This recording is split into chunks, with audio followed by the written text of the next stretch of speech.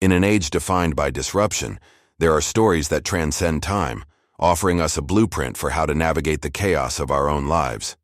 And in the world of business, few stories are as powerful as that of the man who turned a company that made weaving machines into one of the largest automakers on the planet. This is the story of Kiichiro Toyoda and the birth of Toyota. Born on June 11, 1894, Kiichiro Toyoda was the eldest son of Sakichi Toyoda, a man celebrated as the king of Japanese inventors for creating the automatic loom. Growing up surrounded by the hum of machinery and a relentless drive for innovation, Kiichiro naturally absorbed an engineering mindset. He would go on to study mechanical engineering, traveling to America and Europe to witness firsthand the industrial might of the West.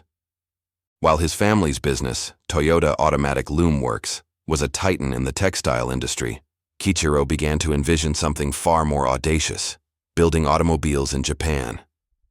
In an era when his country mostly imported cars and domestic production was virtually non-existent, this was a vision of staggering ambition.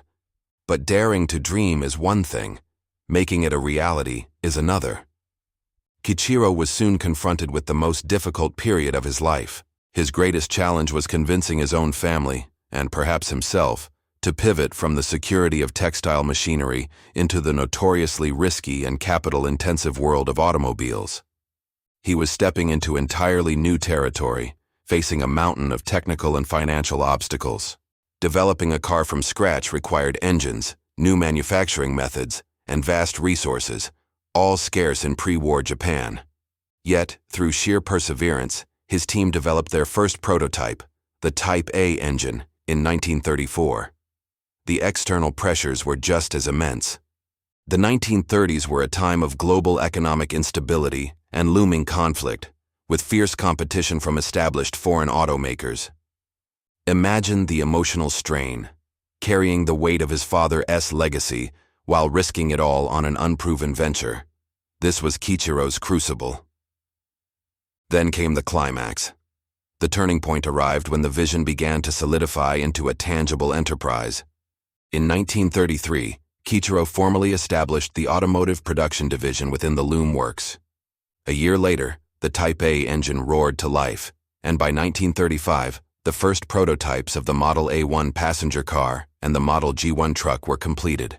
The final definitive moment came on August 28, 1937, when the automotive division was spun off to become an independent entity, Toyota Motor Corporation.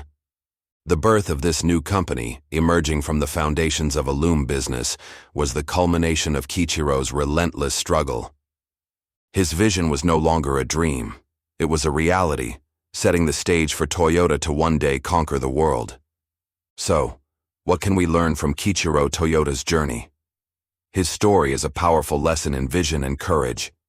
He refused the safe, predictable path, choosing instead to chase a future that only he could see. He showed us how to transform while respecting your roots, using the precision engineering of looms as the bedrock for world-class car manufacturing.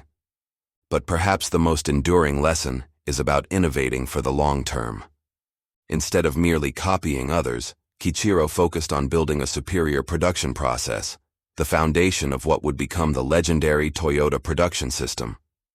His story reminds us that true lasting success is rarely found in the easy choice, but in the humble, audacious pursuit of a better way.